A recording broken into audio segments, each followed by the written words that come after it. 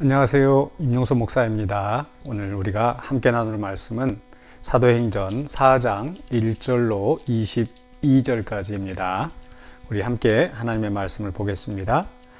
사도들이 백성에게 말할 때에 제사장들과 성전 맡은 자와 사두개인들이 이르러 예수 안에 죽은 자의 부활이 있다고 백성을 가르치고 전함을 싫어하여 그들을 잡음에 날이 이미 저물었으므로 이튿날까지 가두었으나 말씀을 들은 사람 중에 믿는 자가 많으니 남자의 수가 약 5천이나 되었더라. 이튿날 관리들과 장로들과 서기관들이 예루살렘에 모였는데 대제사장 안나스와 가야바와 요한과 알렉산더와 및 대제사장의 문중이 다 참여하여 사도들을 가운데 세우고 묻되 너희가 무슨 권세와 누구의 이름으로 이 일을 행하였느냐. 이에 베드로가 성령이 충만하여 이르되 백성의 관리들과 장로들아 만일 병자에게 행한 착한 일에 대하여 이 사람이 어떻게 구원을 받았느냐고 오늘 우리에게 질문한다면 너희와 모든 이스라엘 백성들은 알라. 너희가 십자가에 못 박고 하나님이 죽은 자 가운데서 살리신 나사렛 예수 그리스도의 이름으로 이 사람이 건강하게 되어 너희 앞에 섰느니라. 이 예수는 너희 건축자들의 버린 돌로서 집 모퉁이의 머릿돌이 되었느니라. 다른 이로서는 구원을 받을 수 없나니 천하 사람 중에 구원을 받을 만한 다른 이름을 우리에게 주신 일이 없음이라 하였더라. 그들이 베드로와 요한이 담대하게 말함을 보고 그들을 본래 학문 없는 범인으로 알았다가 이상히 여기며 또 전에 예수와 함께 있던 줄도 알고 또 병 나은 사람들이 그들과 함께 서 있는 것을 보고 비난할 말이 없는지라. 명하여 공회에서 나가라 하고 서로 의논하여 이르되 이 사람들을 어떻게 할까? 그들로 말미암아 유명한 표적 나타난 것이 예루살렘에 사는 모든 사람에게 알려졌으니 우리도 부인할 수 없는지라. 이것이 민간에 더 퍼지지 못하게 그들을 위협하여 이후에는 이 이름으로 아무에게도 말하지 말게 하자 하고 그들을 불러 경고하여 도무지 예수의 이름으로 말하지도 말고 가르치지도 말라 하니 베드로와 요한이 대답하여 이르되 하나님 앞에서 너희의 말을 듣는 것이 하나님의 말씀을 듣는 것보다 옳은가 판단하라. 우리는 보고 들은 것을 말하지 아니할 수 없다 하니 관리들이 백성들 때문에 그들을 어떻게 처벌할지 방법을 찾지 못하고 다시 위협하여 놓아주었으니 이는 모든 사람이 그 된 일을 보고 하나님께 영광을 돌림이라. 이 표적으로 병 나은 사람은 40여 세나 되었더라. 아멘. 오늘 말씀은 베드로와 요한이 예루살렘의 공회 앞에서 이제 재판을 받는 그런 내용을 담고 있습니다. 그들이 재판을 받는 것은 무슨 잘못을 했던 것이 아니라 바로 2절에 보니까 예수 안에 죽은 자의 부활이 있다고 백성을 가르치고 전함을 싫어하여, 즉 그 당시에 종교적인 그 권력을 가지고 있던 자들, 즉 제사장들, 또 성전을 맡은 사두개인들, 이런 사람들이 바로 예수 그리스도의 복음을 전하는 것, 또 죽은 자의 부활, 또 예수 그리스도로 말미암아 우리가 부활을 얻을 수 있다라는 그것을 가르치고 전하는 것을 싫어하였다라는 거죠.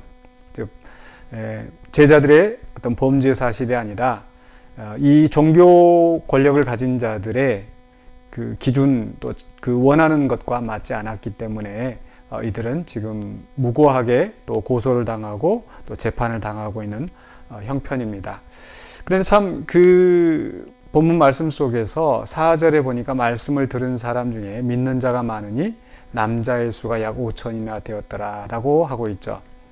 그러니까 바로 이 지금 상황은 바로 베드로가 지금 예수 그리스도 안에 죽은 자의 부활이 있다라고 가르쳤던 그 내용은 바로 앞에 그 3장에 있었던 사건이죠.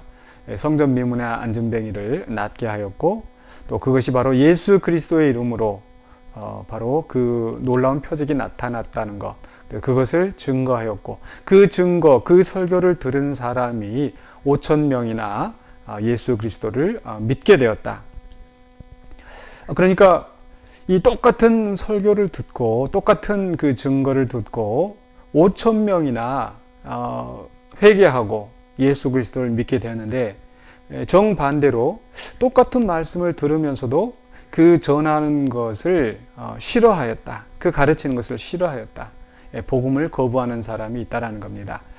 그러니까 결국은 이 베드로와 요한이 어떤 말씀을 잘못 가르치거나 또 뭔가 잘못된 것이 아니라 결국 듣는 사람들이 어떻게 하느냐에 따라서 또 그 복음의 효과가 달라지는 것 같습니다. 예수님께서도 분명히 말씀하시기를 그 밭에 그 씨 뿌리는 자의 비유를 이야기하면서 똑같은 씨를 뿌리는데 어떤 씨는 옥토밭에서 30배, 60배, 100배의 결실을 맺지만 그러나 길가와 같은 밭, 또 돌짝밭, 또 가시와 엉겅퀴, 덤불이 있는 그런 곳에서는 그 말씀이 열매를 맺을 수가 없는 겁니다. 왜 우리가 이런 것을 생각을 해야 되냐면은 우리가 사실 이렇게 그리스도의 제자 또 그리스도의 증인으로서 사명을 감당하기 어려운 것은 아마 어쩌면 우리 마음 속에 과연 나 같은 사람이 뭘 할 수 있을까? 또 나는 평생에 전도도 못 해봤는데 또 내가 전도를 해서 어떤 결실을 맺을 수 있을까 하는 그런 두려움 때문이 아닐까 그런 생각을 해봅니다. 어쩌면 베드로와 요한도 그렇게 참 소심하고 또 말씀을 증거하기에 너무나 부족한 사람이었을 것 같습니다. 그러나 그들은 오늘 말씀 속에서 분명하게 예수 그리스도의 복음을 증거하고 심지어는 그 말씀을 가르치기를 또 가르치는 것과 전하는 것을 싫어해서 그들을 위협하고 협박하는 사람들 앞에서도 담대하게 예수 그리스도의 복음을 증거하고 있습니다. 어떻게 이들이 그렇게 담대하게 복음을 증거하는 사람들이 되었는가? 말씀을 보면서 좀 곰곰이 묵상해 보게 되었습니다. 그들은 첫 번째로 바로 예수 그리스도에 대한 분명한 신앙 고백이 있었습니다. 바로 그들이 예수 그리스도 안에, 예수님 안에 죽은 자의 부활이 있다고 가르쳤던 것, 또 그리고 바로 그들이 마지막 부분에 보면 20절에서 보고 들은 것을 말하지 아니할 수 없다. 즉 예수 그리스도의 부활을 그들은 직접 보았습니다. 그리고 예수 그리스도의 가르침을 들었고 이제는 그 부활하신 예수님을 만나면서 바로 예수 그리스도의 말씀 또 예수님이 그리스도이시고 그리스도 안에 부활의 능력이 있다라는 것 그것을 분명히 고백하게 되었죠. 그렇기 때문에 그들은 바로 그 예수 그리스도의 이름으로 바로 성전 미문에 앉은 안진뱅이를 고쳐줄 수 있었고 또 그 일에 대해서 바로 예수 그리스도의 이름으로 이런 일이 일어났다. 예수 그리스도의 이름 외에 다른 구원의 이름을 주신 적이 없다라는 분명한 사실을 자기들이 경험하고 자기들이 믿고 있는 그 신앙 고백을 가지고 증거할 수 있었다라는 거죠.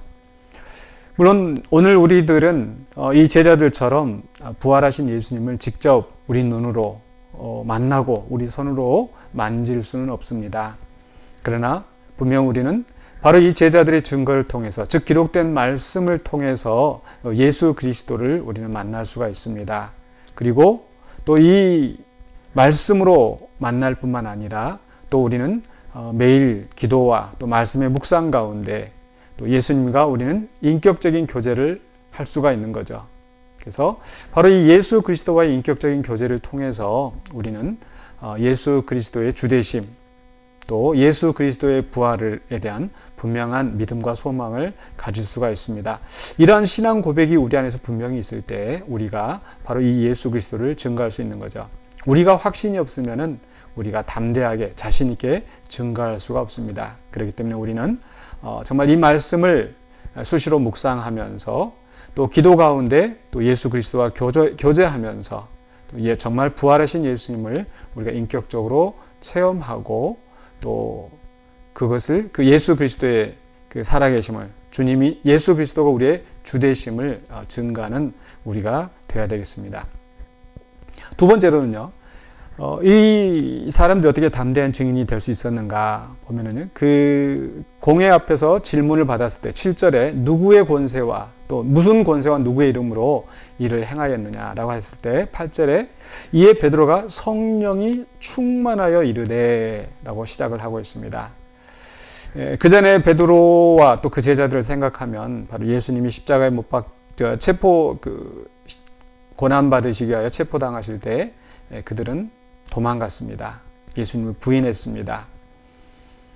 그런데 지금 그들은 더 이상 도망가지 않고 또 예수님을 부인하지 않고 오히려 담대하게 증거하고 있습니다. 바로 성령 충만하였기 때문에.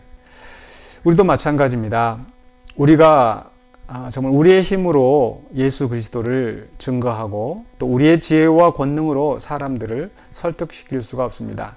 사도 바울 자신도 바로 사람의 지혜와 사람의 권능으로 하지 않았다고 했습니다. 오직 우리는 성령님의 인도하심을 따라 성령님의 도우심을 간구할 뿐입니다. 그렇기 때문에 우리가 항상 성령님의 인도하심을 따라가도록 우리가 매일의 삶 속에서 훈련하고 또 그리고 우리에게 또 이렇게 예수 그리스도를 증거할 수 있는 기회가 있을 때 성령님의 도우심을 구하는 겁니다. 성령님의 도우심을 구할 때에 성령님께서 함께 역사하셔서 이 복음이 결실을 맺을 수 있도록 하게 하실 줄로 믿습니다. 거듭 말씀드리지만은 그 결과는 우리에게 달려있는 게 아닙니다. 베드로와 요한이 정말 성령에 충만하여 이렇게 그 복음을 선포했어도 결국 이 대제사장과 서기관들 또 사두개인들 이 사람들은 여전히 예수 그리스도를 부인하고 여전히 그들을 위협하고 복음을 방해하고 있는 거죠. 그렇기 때문에 그 결과에 대해서 두려워하지 말고 오직 우리는 그리스도에 대한 바른 신앙 고백 그리고 성령의 충만함을 따라서 또 성령의 지혜와 또 성령의 인도하심을 따라서 우리의 할 바를 다하면 되는 겁니다. 그리고 세 번째로 이 베드로와 요한이 그렇게 담대하게 복음을 증거할 수 있었던 것은 바로 분명한 가치 판단이 있었습니다. 바로 이 그 종교 권력자들이 예수 그리스도의 이름으로 가르치지도 말고 말하지도 말라라고 했었을 때 19절에서 보니까 너희의 말을 듣는 것이 하나님의 말씀을 듣는 것보다 옳은가 하나님 앞에서 라고 이야기를 하고 있죠. 그러면서 우리는 보고 들은 것을 말하지 아니할 수 없다. 분명히 하나님 앞에서 어느 것이 옳은가라는 분명한 가치 판단 기준을 세우고 거기에 대해서 아무리 그 힘을 가진 자가 그들을 위협하고 방해한다 할지라도 또 그 분명한 가치 판단이 있기 때문에 정말 그들보다 더 무서운 분이 하나님이시고 그들보다 더 강한 권세를 가지신 분이 하나님이신 것을 알기 때문에 하나님이 원하신 것이 무엇인가에 대한 분명한 가치 판단을 가지고 그것을 담대하게 행할 수 있었다라는 거죠. 오늘 우리는 이런 종교 재판에 처해질 일이 많지는 않을 겁니다. 그러나 우리의 매일의 삶 속에서 정말 우리가 가치 판단의 기준을 분명히 하고 우리가 어느 쪽에 설 것인가, 어떤 행동을 하고 어떤 말을 할 것인가를 결정지어야 될 때가 있습니다. 바로 그런 순간에 하나님 앞에서 어떤 것이 옳은가, 하나님이 원하시는 것이 무엇인가, 하나님의 선하시고 온전하시고 기뻐하신 뜻이 무엇인가를 분별할 때에 우리가 그것을 담대하게 증거할 수 있을 것입니다. 비록 우리는 연약하고 부족하지만은 우리는 바로 이 복음을 증거하기 위하여서 또 예수 그리스도의 향기를 날리기 위하여서 택하심을 받은 자들입니다. 그렇기 때문에 예수 그리스도에 대한 분명한 신앙 고백과 또 성령의 충만함 또 분명한 가치 판단의 기준을 가지고 또 담대하게 증인으로 그리스도의 증인으로 살아가는 저와 여러분이 되시기를 주의 이름으로 간절히 축원합니다. 기도하겠습니다. 거룩하신 아버지 하나님 은혜를 감사합니다. 오늘 우리에게 주신 말씀을 붙잡고 우리가 또한 그리스도의 담대한 증인으로 살아가기를 원합니다. 우리는 연약합니다. 지혜가 부족합니다. 용기가 부족합니다. 그러나 정말 우리가 그리스도의 온전한 제자로 살아가기를 간절히 원합니다. 주님께서 함께하여 주시고 성령의 능력으로 우리를 붙잡아 주셔서 또 때를 얻든지 못 얻든지 또 기회를 타서 우리가 항상 주님을 증거하는 신실한 증인으로 살아가게 하여 주시옵소서. 또 무슨 일을 만나더라도 두려워하지 않고 또 좌절하지 않고 담대하게 또 하나님의 뜻을 선포하며 또 행할 수 있는 우리 모두가 되게 하여 주시옵소서. 예수 그리스도 이름으로 기도하옵나이다. 아멘.